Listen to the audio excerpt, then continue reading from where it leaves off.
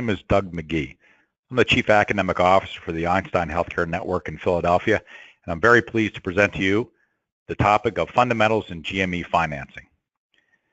Let me first begin by disclosing any relationships that I have that may be of interest, and really I have none to disclose, although our residency programs are funded by nearly every source we're going to talk about today. But here are the real disclosures. I want you to understand that I don't have a business degree or an MBA. I don't have a background in finance, and I'm not always sure which is better on a budget sheet, black or red. And when they put parentheses around numbers, I'm not always sure what that means either. But you should know that I've been involved in graduate medical education for 25 years.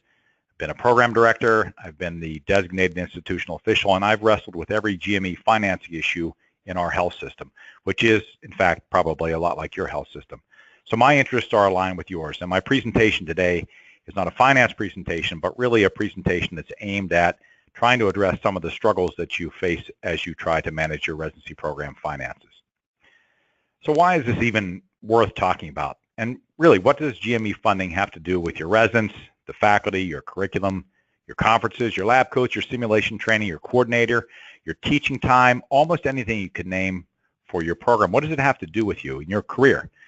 Well, it's important to understand this topic for many reasons, but one of the most important reasons that we're going to talk about today is that GME officials in your institution, finance officers, and the C-suite all speak a very different language than you do as an educator, and they balance priorities differently than you do and that your program does.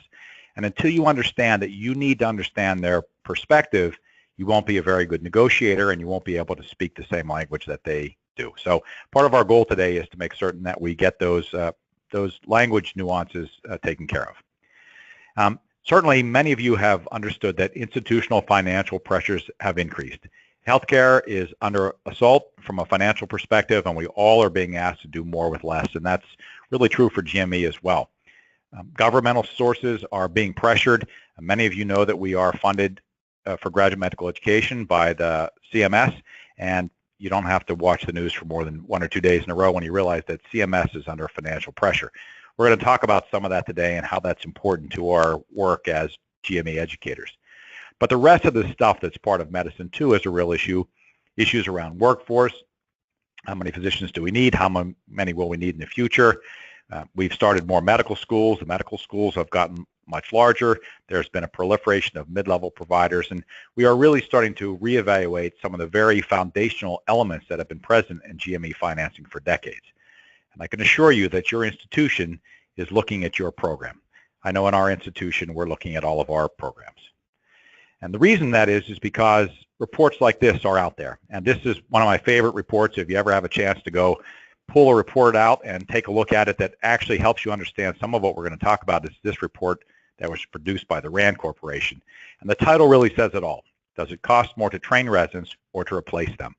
Something probably as a GME administrator you never even contemplated, but certainly your chief operating officer, your chief financial officer, these are the kind of questions they are answering. And you better have an understanding of what the answer to this question is too, or else you're going to have a difficult time helping them with this discussion.